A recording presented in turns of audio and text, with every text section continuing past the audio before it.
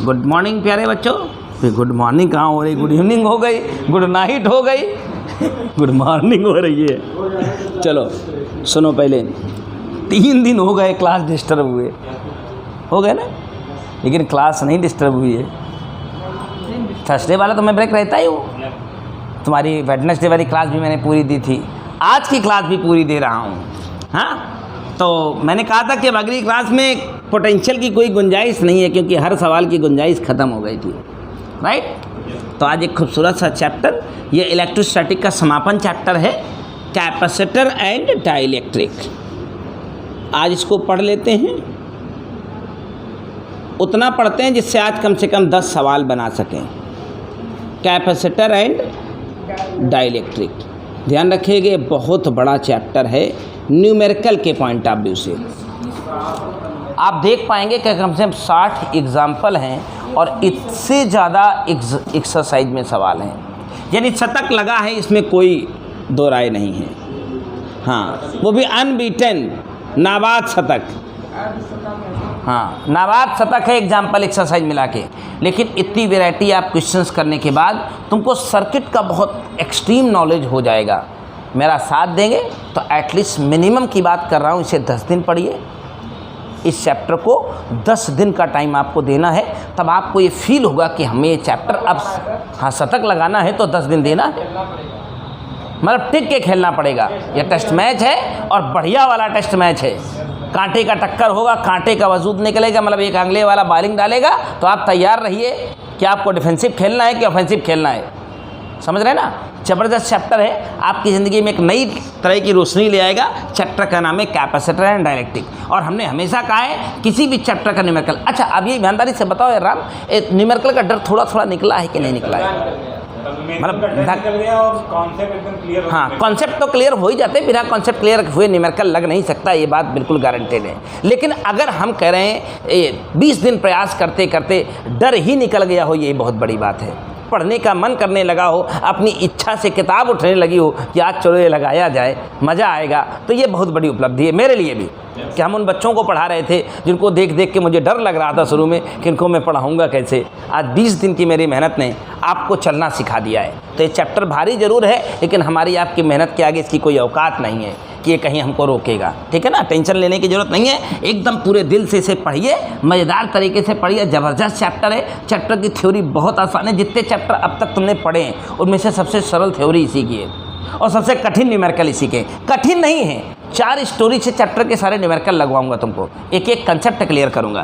Capacitor and dielectric है topic का नाम। तो शुरुआत करते हैं यहीं से। तो सबसे पहले टॉपिक का नाम है कैपेसिटेंस। हाँ हाँ, capacitance of a conductor, capacitance of a conductor, चालक की धारिता, चालक की धारिता, या केवल धारिता कह दोगे तो कोई बुराई नहीं है। चालक की धारिता कहें या सिर्फ धारिता, एक चैप्टर ही शुरू हो रहा है कैपेसिटर एंड डाइलेक्ट्रिक, तो सबसे पहला वर्ड है धारिता।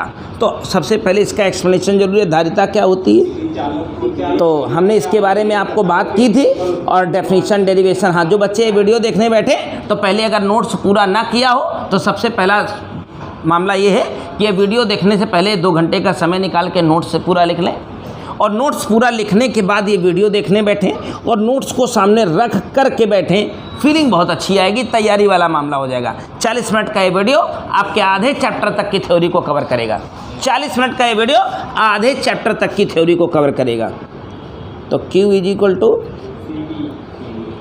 ये तो फार्मूला है, लेकिन किसी विद्वान ने बताया किसी चालक को दिया गया वोल्टेज या किसी चालक को दिया गया आवेश, उसके सिरों पर उत्पन्न होने वाले विभवांतर के जैसे जैसे चार्ज बढ़ाएंगे वैसे वैसे सिरों पर वोल्टेज बढ़ेगा। मतलब साफ है, इस प्रोपोर्शनलिटी साइन को हटाएंगे तो कांस्टेंट आएगा C। तो C is equal to Q by V, C is equal to Q upon V। किसी चालक को दिया गया आवेश उसके सिरों पर उत्पन्न होने वाले विभवांतर के अनुक्रमानुपाती होता है, राइट। तो Q बराबर C V, that's a great concept. समझ में आई बात?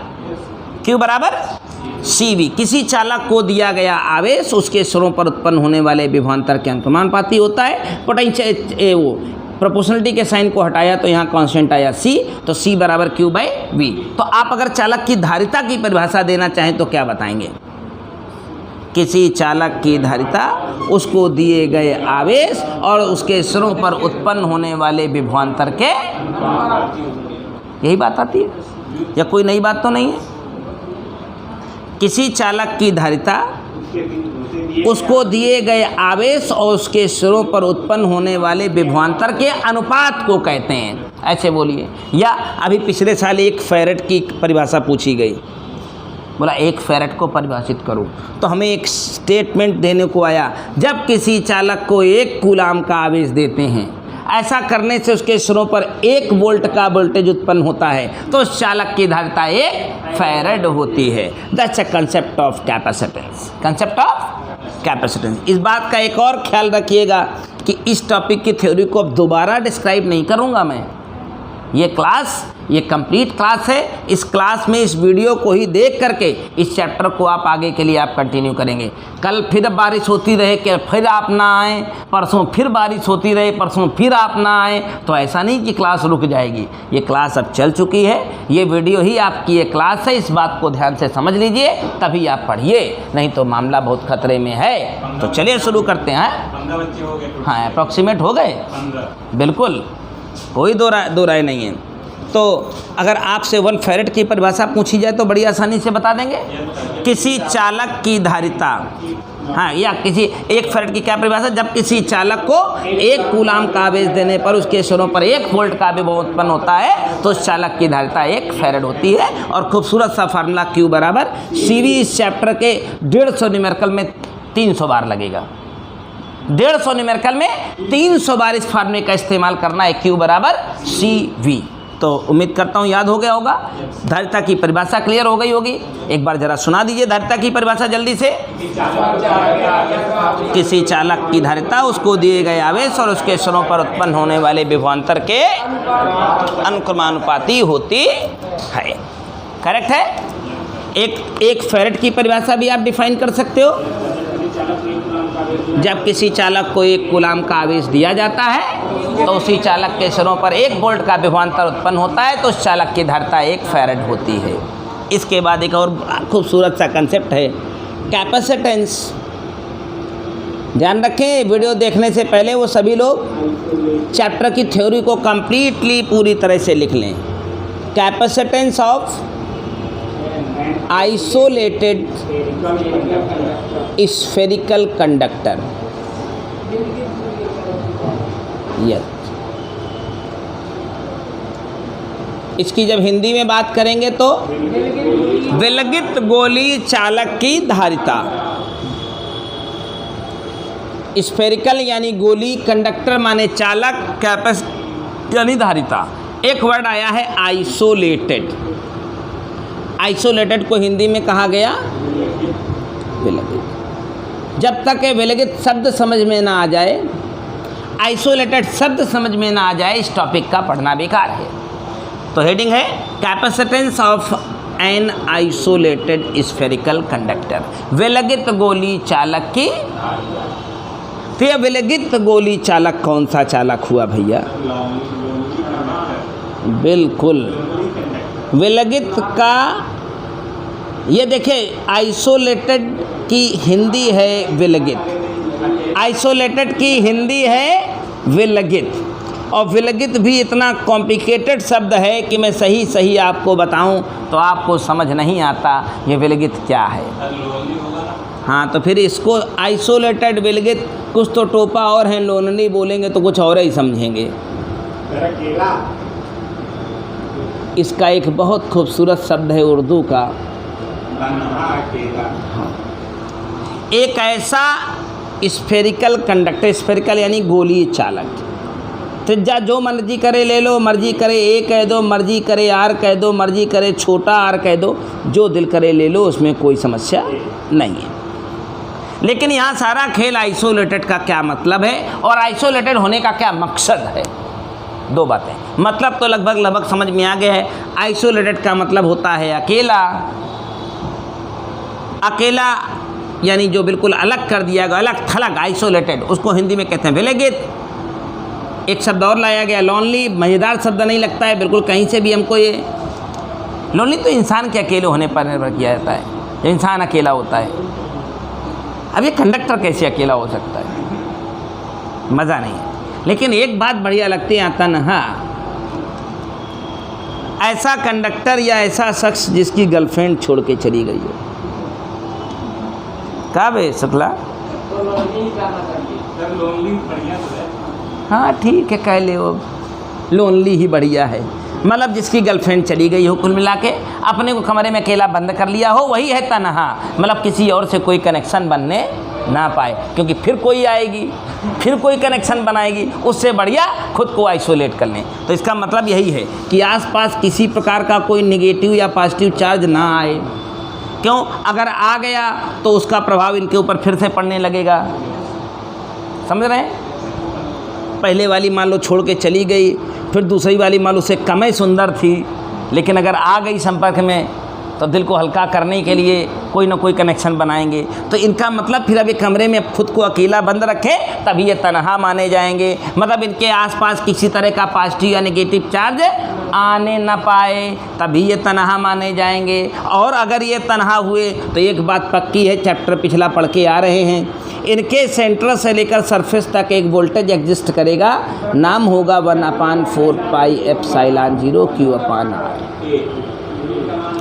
अभी अभी आपने ताज़ा V बराबर पढ़ा है Q/C, जो कि क्या कहलाएगा 1/4 पाई एप्सिलॉन 0 Q/A। Q नहीं रहा, what's value of C? C = 4 pi epsilon 0। यही थी वो कहानी। और इसके ऊपर भी आप देख पाएंगे 2-4 सवाल तो ले ही गिरेंगे आप। कैसे सवाल मिलेंगे? बोलेगा एक चालक जिसकी त्रिज्या 10 सेंटीमीटर, जिसकी त्रिज्या, उसकी धारिता बताइए, उसकी हो गया, त्रिज्या भर मिल जाए, धारिता तो कब की बता देंगे, इसकी वैल्यू तो होती है 1/4 पाई एप्सिलॉन 0 की वैल्यू आपको पता है 9 × 10 की घात में। लेकिन कभी अगर इतना मिलेगा तो ये नीचे आ जाएगा, तो इसको नीचे भेज दें, त्रिज्या हम लिख दें, सामने कैपेसिटेंस मिल जाएगा। तो क्या पता चला आपको? Capacitance of an isolated spherical conductor. Her heading एक फार्मूला देख के जाएगी, कुल मिला के फार्मूला याद रखिएगा, न्यूमेरिकल बनने लगेगा। हाँ, अचानक एक दिन में नहीं बनेगा, 10 दिन का समय मांगा हूँ। आज विश्वकर्मा पूजा है, अगले 10वें दिन ये चैप्टर ख़त्म कर दूंगा। बस आप थोड़ा साथ दीजिएगा, थोड़ी मेहनत करिएगा। देखिए मेहनत से पीछे हटेंगे तो क्या हो सकता है, राम कुछ मिल सकता है क्या? अगर इतने ही काम करने दोस्त इलाहाबाद आए हैं तो करिए ना 8-8 घंटा 10-10 घंटा। क्यों सचिन, इतने ना काम करने आए हैं, पढ़ने आए हैं तो पढ़ने के लिए फिर पीछे क्या हटना है यार। अब सो ले, बहुत फ़ोन चला लें, क्या मिलेगा फ़ोन चलाने से? तुमको चला ही तो रहे हो 3 साल से फ़ोन ही, और क्या कुछ मिला, कुछ हासिल हुआ है सिवाय खोने के? फ़ोन चलाने में सिवाय खोने के कुछ हासिल हुआ है? मतलब अपने टाइम का सत्यानाश हो गया, जो पढ़े लिखे थे वही नाम नाश हो गया। और कोई पढ़ाने वाले वहाँ यूट्यूब में ऐसे लोग नहीं बैठे हैं जो पढ़ा दें तुमको, पढ़ाने वाले नहीं बैठे हैं दोस्त वहाँ कहेंगे बेटा ठीक है, कुछ तो गिटार लेके चले आ रहे, 6 साले चूतियाँ हैं, नाच रहे हैं, गा रहे हैं, पढ़ने के नाम पर, पढ़ाने के नाम पर वही चल रहा है। यार ये असली चीज़ें पढ़ो ना, तो तुमको पता रहे सी नहीं मिल जाएगा। तो ये आइसोलेटेड का मतलब समझ में आ गया। कोई एक कंडक्टर लाइए, उसे चार्ज दे दिए, उसके आसपास किसी प्रकार का कोई दूसरा चार्ज मौजूद ना हो। मौजूद होने का क्या कारण है? अगर रहेगा तो उसकी वजह से प्रेरण के कारण एक्स्ट्रा चार्ज इसके ऊपर आ सकता है, या कह दें आ जाएगा। तो आपका जब Q बदल जाएगा तो V बदल जाएगा, V बदल जाएगा तो C बदल जाएगा, सारा नाश हो जाएगा। इसलिए इसको किसी का कनेक्शन नहीं बनाना है। अकेला मतलब अकेला। 2 हेडिंग हो गए, दोनों हेडिंग तुम्हारे लिए फार्मूले का काम करेंगे और दोनों से तमाम सारे न्यूमेरिकल का काम होगा। 150 न्यूमेरिकल में 300 बार Q बराबर C भी आएगा।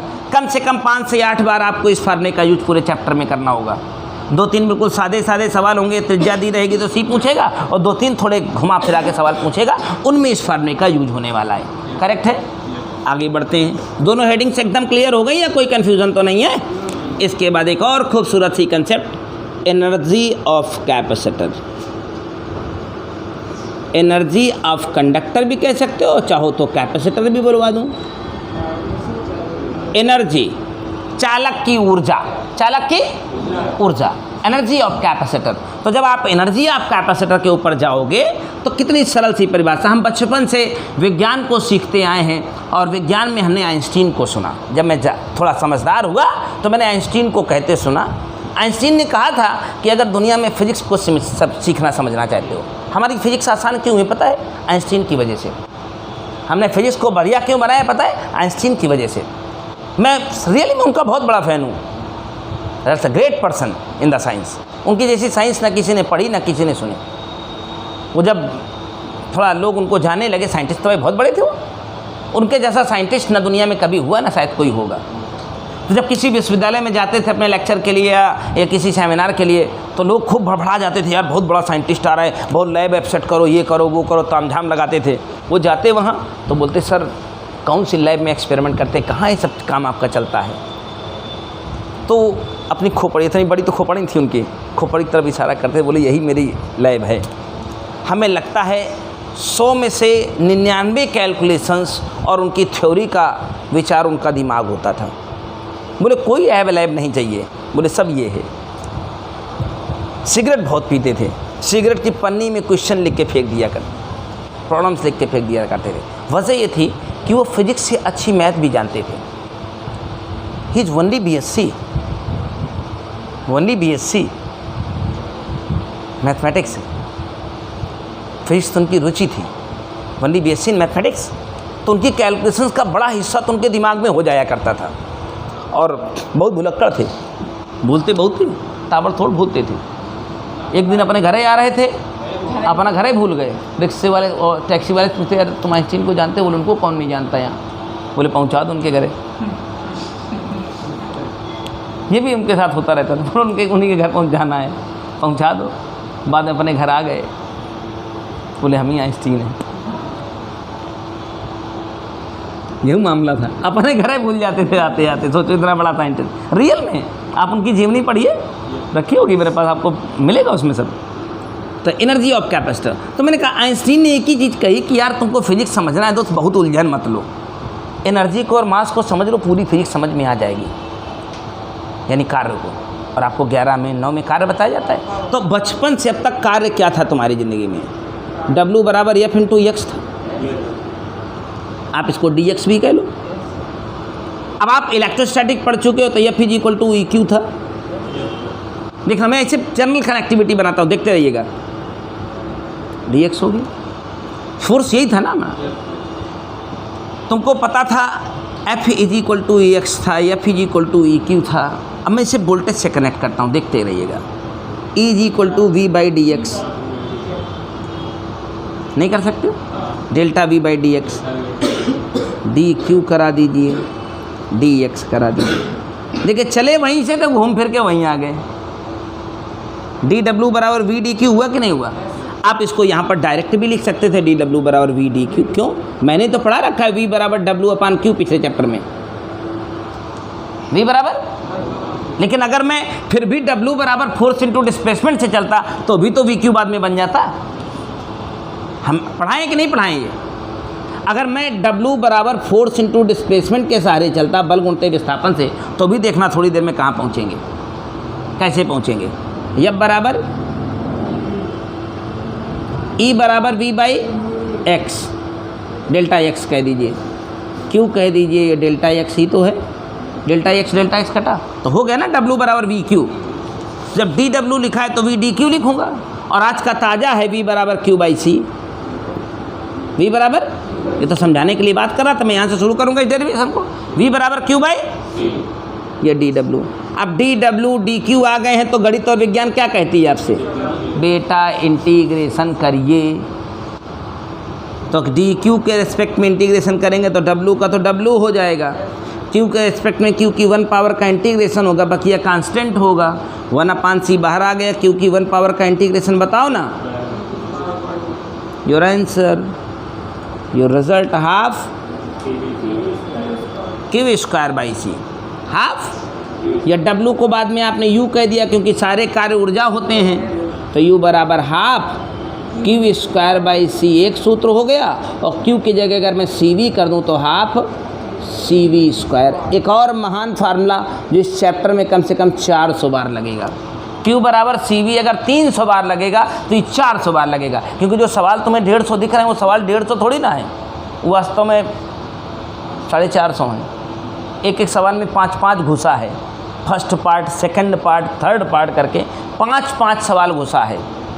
किसी किसी में तो 8-8 घुसा है। सवाल तुमको दिख रहा है कि क्वेश्चन नंबर 56 है, उसमें 8 क्वेश्चन पूछ रखे हैं, तो 56 थोड़ी ना है, तो 56-8 64 है।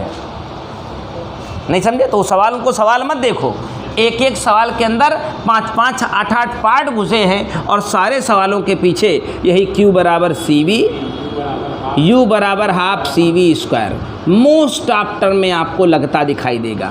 बहुत बार लगेगा, मैंने कहा 200-300-500 बार ये सूत्र आपके चैप्टर को लगाते हुए इस्तेमाल होगा। और फिजिक्स तो वही है, जब आपको ये पता चल जाए कि इसका करेंगे क्या हम, जब केवल ये पता है यू एनर्जी होती है, आप CV स्क्वायर होती है, फलाना ढिकनवा इसे करके ड्राइव करते हैं। डेरिवेशन बहुत बड़ा मामला नहीं है क्या? अच्छा बताओ, इसका डेरिवेशन कोई तोप है? बताओ।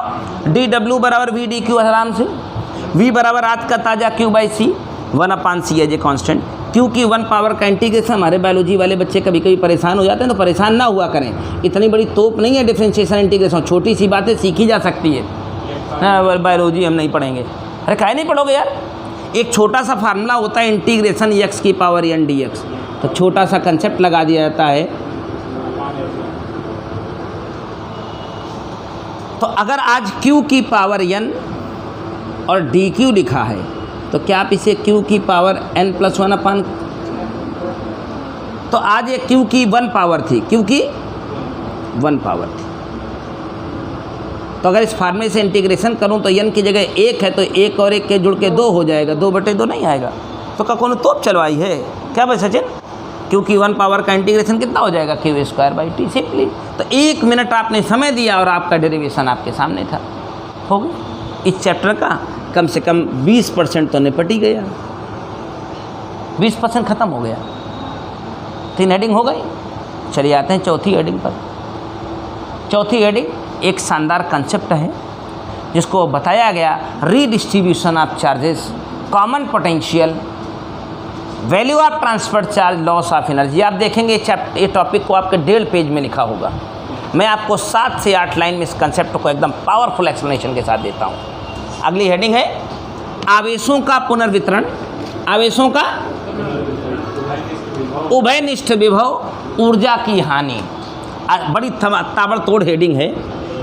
क्या है? आवेशों का, अब हिंदी थोड़ी कमज़ोर हो गई है थोड़ी लिखते हुए, redistribution of charges, redistribution of charges, आवेशों का पुनर्वितरण, double size comma, common potential, common potential, transfer of charge, value of transfer charge, या आप कह दो बाद में सीधे लिख दो लॉस ऑफ एनर्जी। वो ट्रांसफर ऑफ चार्ज हो ही गया, लॉस ऑफ एनर्जी, यही तो हो गया। आवेशों का पुनर्वितरण, उभयनिष्ठ विभव और लॉस ऑफ एनर्जी, ये एक यूनिक सा कंसेप्ट है। कुल 4 क्वेश्चन इस कंसेप्ट के ऊपर हमारे सामने आएंगे। डिस्कस किया जाए उनको, बोलो। डिस्कशन के साथ जुड़ते ही ये कब, कहाँ और कौन सी टेक्निकल कंसेप्ट के ऊपर आ रहा है ध्यान से सुनिएगा। अब की बार इस चैप्टर पे एक एक न्यूमेरिकल का काम, और ये चैप्टर थ्योरी के लिए कम, न्यूमेरिकल के लिए बहुत है। 2 गोले, आपको याद होगा कूलाम का नियम, 2 आवेशित गोले होते थे, एक पर चार्ज Q1 दूसरे पर चार्ज Q2 हुआ करता था, और दोनों को एक तार से जोड़ने का या आपस में छुआने वाला कार्यक्रम आता था जगह जगह, याद है? जब कूलॉम्स के न्यूमेरिकल हम लोग लगा रहे थे तो कहता था एक पर 100 माइक्रोकूलाम का चार्ज है, दूसरे पर 20 माइक्रोकूलाम का चार्ज है, दोनों को आपस में स्पर्श करा दिया जाता है तो आपको बताया गया था चार्ज बैलेंस हो जाते हैं। लेकिन ध्यान रखिएगा वो जो कंसेप्ट थी, वो जो कहानी थी, वो चार्ज बैलेंस होने की सिर्फ तब तक थी जब तक दोनों की साइज सेम थी। जब तक दोनों की साइज, अगर साइज में कम ज़्यादा का मामला है तो वो थ्योरी आपकी वहीं के लिए है, वहीं फेल हो जाएगी और यहाँ आप लगाने आओगे तो बर्बाद हो जाओगे। ध्यान रखिएगा, वो जो कंसेप्ट आपकी कूलॉम्स में बताई गई है, दो गोले एक का चार्ज, हाँ समान, उसमें एक स्टेटमेंट देता था दो समान आकार के गोले। इस चैप्टर में उसी कंसेप्ट को और अप टू डेट किया गया। देखिए आपने पूछा था किसी ने कि गुरुजी गोले समान ना हो तो क्या करेंगे। आज आप हमारे साथ बात करिए, और गोलों की साइज समान नहीं है तो मामला नया बन जाएगा। गोलों की साइज समान नहीं है तो कंसेप्ट ही नहीं हो जाएगी। एक की त्रिज्या R1 है और दूसरे की त्रिज्या, तो इस बात का ध्यान रखिएगा। वो जो पुरानी कंसेप्ट थी, गोलों को एक तार से जोड़ दिया या आपस में छुआ दिया तो उनके चार्ज बैलेंस हो जाते हैं, ये थ्योरी वहीं से ख़त्म हो जाती है। एक नई थ्योरी पैदा होती है जिसको redistribution of charges common potential loss of energy बताया गया है। ध्यान रखिए इस बात का। इस चैप्टर में 5 क्वेश्चन आने वाले हैं, उन क्वेश्चंस को हम अभी लगाएंगे। जब भी दो अलग अलग साइज के गोले हों, उनको अलग अलग चार्ज दिया गया हो या सेम चार्ज दिया गया हो, मामला हो एक तार से जोड़ देने का या आपस में टच करा देने का, तो आपको सबसे पहले निकालना है कॉमन पोटेंशियल। क्या निकालना है? इस कॉमन पोटेंशियल को अंग्रेजी में क्या बोलेंगे, हिंदी में क्या बोलेंगे? उभयनिष्ठ विभव V। V बराबर अभी हम लोग पढ़ के आए Q/C। तो Q तो कभी नष्ट नहीं होता है, इसके पास Q1 इसके पास Q2, तो Q1 प्लस अपान C1 plus C2, Q1 plus Q2 अपान C1 प्लस C2। तो उभयनिष्ठ विभव आपको तुरंत इसी से मिला करेगा। C का मान पता करने के लिए जो अभी सूत्र बताया था 4πε0 R1, दूसरे के लिए 4πε0 R2। जब भी आपको इसका कॉमन पोटेंशियल मिल जाए, अभी एक न्यूमेरिकल भी यहीं पर तुरंत लगाएंगे, तो होना क्या होगा, आपको कहा जाएगा new charge on first, new charge on first. तो पहले Q1 था, अब क्या हो जाएगा? Q1 डैश, फर्स्ट बोल दिया ना, तो Q बराबर तो CV होता है, तो C को तो कोई बदल नहीं पाएगा। V दोनों का छुआते ही कॉमन हो गया है। हम आपसे कह देंगे न्यू चार्ज ऑन, तो आप उसको क्या कहोगे? तो आप उसको क्या बोलने वाले हो? हम कह देंगे value of transferred charge, value of स्थानांतरित आवेश की मात्रा, ट्रांसफर्ड चार्ज, वैल्यू ऑफ स्थानांतरित आवेश की मात्रा। तो पहले इसके पास आवेश Q1 था, अब नया वाला Q1 डैश हो गया है, तो जो इन दोनों का डिफरेंस होगा वही तो स्थानांतरित आवेश की मात्रा है। हम एक और शब्द ला रहे हैं, loss of energy, loss of ऊर्जा हानि, लॉस ऑफ एनर्जी। तो ये भी एक बिल्कुल वैज्ञानिक कंसेप्ट है, इसमें कोई ज़्यादा दिमाग नहीं लगाना है। Loss of energy delta U, तो हम कहेंगे U initial minus U final, बोल दो। तो जब इनिशियल एनर्जी की बात करेंगे तो U बराबर हाफ, क्योंकि मेरे पास पहले जब दोनों को जोड़ा नहीं था तो सिर्फ आवेश मौजूद था, तो आवेश का सूत्र, एनर्जी का सूत्र half Q1 square by C1, बोलो। और दूसरे वाले का एनर्जी कितना रहा होगा? Half Q2 square by C2। ये प्रारंभिक ऊर्जा हुई कि नहीं हुई? लेकिन जब दोनों को तार से जोड़ दिया है तो नए आवेश अगर हम निकाल पाए हैं Q1 डैश Q2 डैश तो बात बनेगी, और नहीं निकाल पाए तो वोल्टेज से भी तो हमारा फार्मूला है ना। नए सिचुएशन में half C1 V square, half C2 V square. आपने कॉमन पोटेंशियल V निकाला है कि नहीं निकाला है? यही V उठाकर यहाँ और यही V उठाकर यहाँ, C1 C2 तो बदलने वाले नहीं हैं। आप फार्मूले में जैसे ही रखेंगे वैसे ही आपको क्या मिलने वाला है? Loss of energy. इसका कोई स्पेसिफिक सूत्र आपकी जो किताब में डिज़ाइन किया गया है वो इतना गंदा, इतना घटिया है कि उसको पढ़ते ही अपना दिमाग अपसेट हो जाएगा। मिलेगा कुछ नहीं, लेकिन गारंटी है इस कंसेप्ट को अगर फॉलो करते हो सवाल कभी गलत नहीं होगा। कहिए तो इस थिंकिंग के ऊपर एक बढ़िया सा न्यूमेरिकल लगा दें, और इस टॉपिक को फिनिश करने के बाद इस चैप्टर का 30% पोर्शन ख़त्म हो जाएगा। 2 दिन का समय दीजिए, कल और परसों का इस चैप्टर की थ्योरी को लेंगे हम फिनिश, और जब थ्योरी हो जाएगी फिनिश तो हम आपके साथ मोर्चे पर न्यूमेरिकल में डट जाएंगे और 1 सप्ताह पूरे कल भी क्लास लूँगा, परसों भी क्लास लूँगा, और फिर मंडे से लेकर के अगले सैटरडे तक या संडे आने तक इस चैप्टर के न्यूमेरिकल का ही सिर्फ काम होगा, दूसरा काम नहीं करेंगे।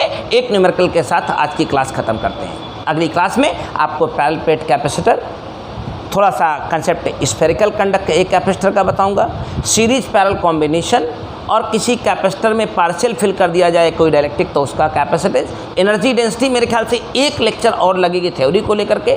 संडे के दिन थोड़ी ट्रेनिंग करा दूंगा न्यूमेरिकल की, तो एक शुरुआत हो जाएगी। हाँ, न्यूमेरिकल को एक प्लानिंग के तहत करेंगे कि हमने आपको 5 एग्जाम्पल बताए, तो आप 5 वो एग्जाम्पल और 5 प्रश्न एक्सरसाइज से दोनों से बैलेंस करके लाएंगे।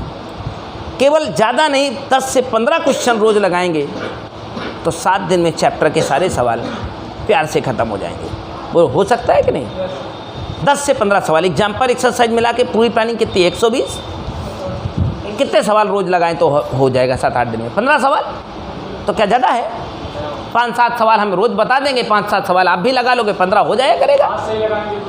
हाँ, आज भी तो कुछ ना कुछ लग जाएगा। Q बराबर CV वाला आज भी तो लग ही जाएगा। अगर आज शुरू करेंगे, एग्जाम्पल ही खोलेंगे, तो जो आज सूत्र बना है कौन को, Q बराबर CV बना है, C बराबर 4πε0R बना है, U बराबर हाफ CV² बना है। और एक अभी न्यूमेरिकल बताने जा रहा हूँ। एग्जाम्पल 4 खोलिए तो जरा अपनी किताब से, किताब दो मुझे, बढ़िया सा एग्जाम्पल 4 है अपनी किताब में, मैं बताता हूँ, देना किताब दो। हाँ, 2 धातु के गोले जिनकी त्रिज्याएं 18 और 27 हैं। 18 और प्रत्येक को 75-75 दिया है। दोनों को गोलने पर उभयनिष्ठ विभव का मान बताइए। दोनों को जोड़ने पर यही है ना? हाँ, हमारी किताब में 4 है, आपके पास पुरानी मैं पढ़ रहा हूँ। सुनो, धातु के 2 गोलों की त्रिज्याएं, नहीं है 2 है, चलिए वही सही है। धातु के 2 गोलों की त्रिज्याएं 18 और 27, मतलब कच्चा माल व्यवस्थित होने लगा। 18 और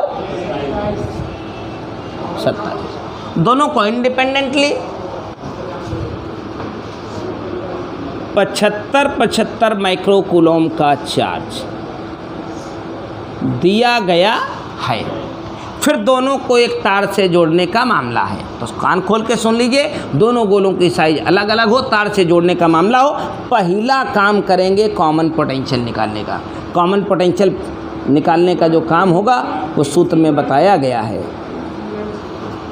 मेरा Q1 Q2 75 + 75 150 माइक्रो है, 10 की घात -6, और C की जगह 4πε0R। तो सूत्र था ना, 4πε0 दोनों में रहने वाला है, तो उसे कॉमन कर लें R1 + R2, क्योंकि C1 + C2 है तो 4πε0 दोनों में रहेगा। R1 + R2 27, 18, 45 होता है क्या? सेंटीमीटर के मीटर करा लेंगे। देखो ये 1/4πε0 हो गया, देख पा रहे होंगे? 1/4πε0 की वैल्यू ऊपर बोला तो 150, -2 वाली बोले तो -4, नीचे 45, 9 पना 5 तिहाई, 9 में चला जाएगा 4। What is your common potential सबसे पहले निकल गया, यही पूछा गया था। 3 × 10⁶ आ गया कि नहीं? तो अगर आपके पास नॉलेज है तो आप सेकंड पकड़ोगे, नहीं तो ऐसे गोला पोला में घुसे रहोगे, मतलब कुछ निकलेगा नहीं। आ गया कि नहीं? और कितनी रैपिड हो जाएगा, 15 सेकंड से 30 सेकंड में। कैलकुलेशन में कहीं कोई पैनिक स्टेटस आया? हमसे एक और सवाल पूछना है। What is the new charge on first? What is the, question को पूरा कर। What is the new charge on first? पहले गोले पर नया आवेश, पहले गोले पर, पहले Q1 था, अब क्या हो जाएगा? Q1 डैश, और Q बराबर CV। C तो कोई माइकल बदल नहीं पाएगा, भी कॉमन हो गया है। C था 4πε0 18 सेंटीमीटर। V हो गया कॉमन 3 × 10⁻, 4πε0 की वैल्यू 1/9 × 10⁻, 3 त्रिका 3 60 माइक्रोकूलम। कितना हो गया? कितना था, कितना रह गया? मतलब साफ है, इससे 15 निकल के इसमें चला गया होगा। तो अगर हम कहते what is the new charge on second, तो आप निकाले बिना बता देते कितना? 75 था, इसका 15 निकल के उसमें चला गया तो कितना बचा? 90 हो गया। कोई परेशानी है क्या? जी आ जाइए 1 मिनट के लिए, हम वीडियो को पॉज कर दें थोड़ी देर। पक्की सीन हो गई कि नहीं सीन हो गई? नया चार्ज 75 था तो कितना बचा? 60। और इस पर अगर 75 था तो 15 इससे इसमें चला गया।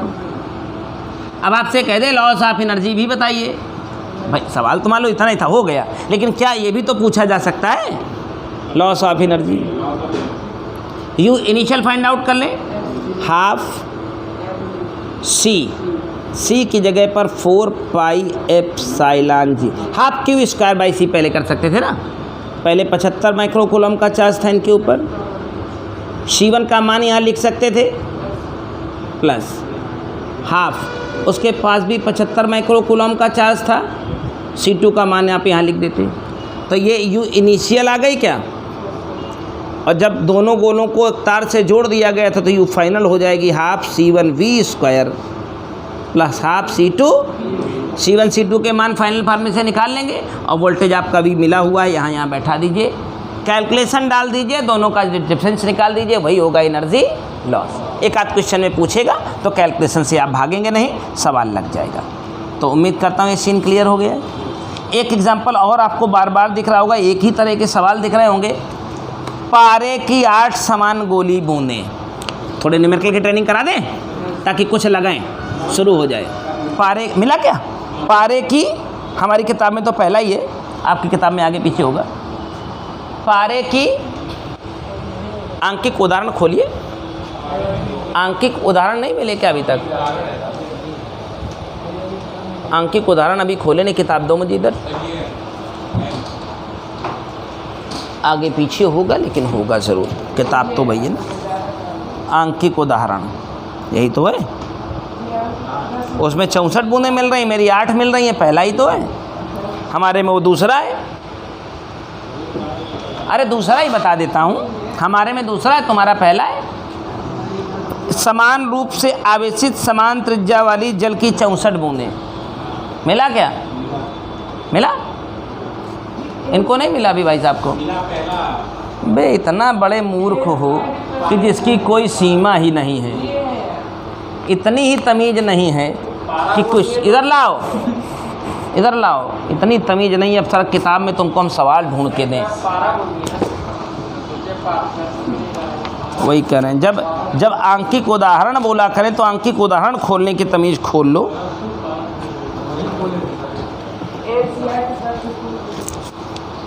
समान रूप से आवेशित समान त्रिज्या वाली जल की 64 बूंदें मिलकर एक बड़ी बूंद बनती है। त्रिज्या बताओ, विभव बताओ, ऊर्जा बताओ। त्रिज्या बताओ, विभव बताओ। एक पेज में सवाल लगा है, पारे की 64 बूंदें, जल की 64 बूंदें, क्या फ़र्क पड़ता है? 64 छोटी बूंदें मिली थी, 64 मिल करके एक बड़ी बूंद बनी थी। कक्षा 10 में मेंसुरेशन पढ़ा था, 64 छोटी बूंदों का आयतन एक बड़ी बूंद का आयतन बराबर हो। इसको इससे काट डालो, चेक करो पहला आंसर आ गया क्या? बोला था बड़ी वाली बूंद की त्रिज्या बताओ, तो पहली वाली की 4 गुनी हो जाएगी। अगला सवाल, बड़ी वाली बूंद का विभव बताओ। बड़ी वाली बूंद का, तो जो छोटी वाली बूंद थी अकेली, उसका विभव भी बोल रहा होगा, दिया तो है नहीं है, तो उस विभव को कहेंगे 1/4 पाई एप्सिलॉन 0 Q/R, Q/। लेकिन जब छोटी छोटी 64 बूंदें एक साथ मिल जाएंगी तो मिल करके एक बड़ी बूंद बनाएंगी, तो बड़ी बूंद के वोल्टेज को क्या नाम दे देंगे? वोल्टेज में 1/4 पाई एप्सिलॉन 0 कहीं नहीं जाता, बना रहेगा। जो आवेश है, आवेश नष्ट नहीं होता, छोटी छोटी 64 बूंदों का आवेश मिल जाएगा, बड़ी बूंद भले बनेगी लेकिन आवेश कभी नष्ट नहीं होता। क्यों 64 बार मिलके कितना हो जाएगा? लेकिन बड़ी बूंद की त्रिज्या के बारे में आप विचार कर चुके हैं, छोर आर। What is the new voltage? What is the new voltage of big drop? Cancel हो गया क्या है? आंसर आ जाएगा 16 भी, यानी जो नया वोल्टेज होगा बड़ी बूंद का छोटी वाली की तुलना में कितने गुना हो जाएगा? 16 गुना। इसके बाद अगली स्टोरी है ऊर्जा की तुलना। ऊर्जा की, तो सुनो, ऊर्जा जो पहले वाली थी अकेली बूंद की, उसकी ऊर्जा को यूँ कह दीजिए। अकेली बूंद थी तो half Q square by C, Q square by, और सी क्योंकि बूंद अकेली थी तो 4 पाई एप्सिलॉन 0 स्मॉल आर थी, छोटी वाली। बड़ी वाली की यू डैश बोल दीजिए, हाफ रहेगा ही, लेकिन क्यों ना तो नष्ट होता है ना तो छोटी छोटी 64 मिल जाएंगी, तो टोटल एक बड़ी पर 64 क्यों हो जाएगा। स्क्वायरिंग तो दोस्त करनी ही पड़ेगी, बोलो करनी पड़ेगी कि नहीं। लेकिन बड़ी वाली जो बूंद थी उसकी त्रिज्या छोटी वाली की कितनी गुना हो गई है, वहाँ भी तो रखना पड़ेगा। What is the new energy we find out, half खत्म हो गया, क्यू इंटू क्यू बोले तो क्यू स्क्वायर खत्म हो गया, 4 पाई एप्सिलॉन 0 गया। अभी 64 का स्क्वायर यहाँ है, 4 से 4 गया। What is the new value, U upon U dash is equal to 4 ऊपर चला जाएगा और नीचे 64 इंटू 64 बचा हुआ है ना। 2 बार 64 को काटेंगे 16, 16 को 64 से गुणा करेंगे 1024। तो what is the new energy 1024 you हो गया क्या। अगर आपके पास राइट स्ट्रेटजी है तो ऐसे एक एक लाइन में सवालों को निपटाते जाओ, नहीं किताबों के ट्रूपों के पीछे घूमते रहो, दिन भर बताते रहो क्या हुआ है क्या नहीं हुआ है। ऐसे तो करिएगा आप। अकेली बूंद थी तो अकेला आवेश क्यों था, अकेली उसकी त्रिज्या छोटा आर थी, बोलो थी कि नहीं।